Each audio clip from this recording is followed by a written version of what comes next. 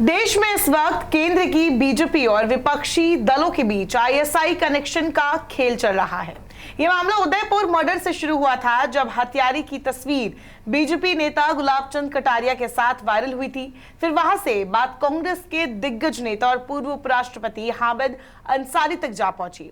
इसी बीच अब बीजेपी नेता और उत्तर प्रदेश के उप मुख्यमंत्री केशव प्रसाद मौर्य ने ट्वीट कर विपक्ष के राष्ट्रपति उम्मीदवार यशवंत सिन्हा को घेरा है, जो कभी बीजेपी के कश्ती में सवार थे, अटल अडानी के करीबी थे। मौर्य ने उस पुराने मामले की याद ताजा कर दी, जिसमें यशवंत सिन्हा ने मुलायम सिंह यादव को आईएसआई का करीबी एजेंट बताया था। केशव ने इस मामले की बात करते हुए अखिलेश से भी सवाल पूछे हैं।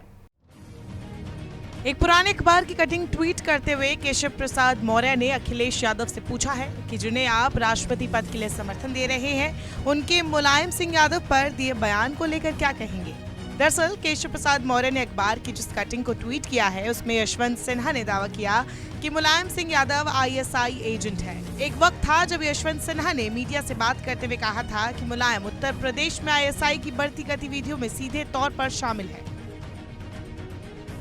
यशवंत सिन्हा ने 27 जनवरी 2013 को ये बयान दिया था। उस वक्त मुलायम सिंह यादव रक्षा मंत्री थे। यशवंत सिन्हा बीजेपी के प्रवक्ता थे।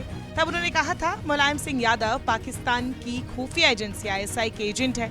इनके नेपाल की संसद के सदस्य मिर्जा दिलशाद बेग के साथ घनिष्ठ संबंध है। यही नहीं, उन्होंने ये भी कहा था कि काठमांडू में आईएसआई एजेंटों की मेजबानी करने वाले नेपाल के सांसद मिर्जा दिलशाद बेग के साथ उनके घनिष्ठ संबंध की वजह से उन्हें रक्षा मंत्री बनने का कोई नैतिक अधिकार नहीं है। गौरतलब है कि राष्ट्रपति चुनाव के लिए एनडीए ने द्रौपदी मुर्मू को अपना उम्मीदवार चुना है। वहीं विपक्ष की तरफ से संयुक्त रूप से यशवंत सिन्हा को राष्ट्रपति पद का उम्मीदवार बनाया गया है। यशवंत सिन्हा ने कहा था कि दिलशाद बेग जब भी लखनऊ आते थे तो वो मुलायम सिंह यादव के घर पर ही रुकते थे। यशवंत सिन्हा ने कहा था, आईएसआई गतिविधियों को बढ़ावा देने वाले मंत्री को प्रधानमंत्री को बर्खास्त कर देना चाहिए। लेकिन अगर प्रधानमंत्री ने आंखें बंद कर ली है तो मुझे कुछ कहने की जरूरत नहीं है।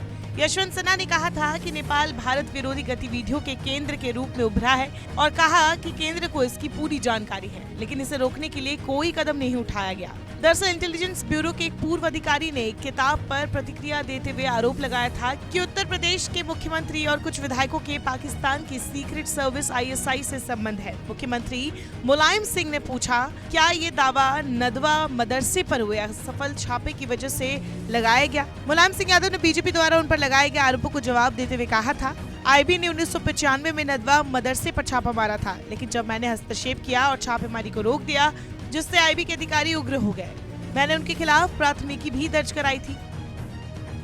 किताब को लेकर मुलायम सिंह यादव ने कहा था कि लेखक की मानसिकता भाजपा वाली थी, इसलिए उन्होंने ऐसी टिप्पणी की।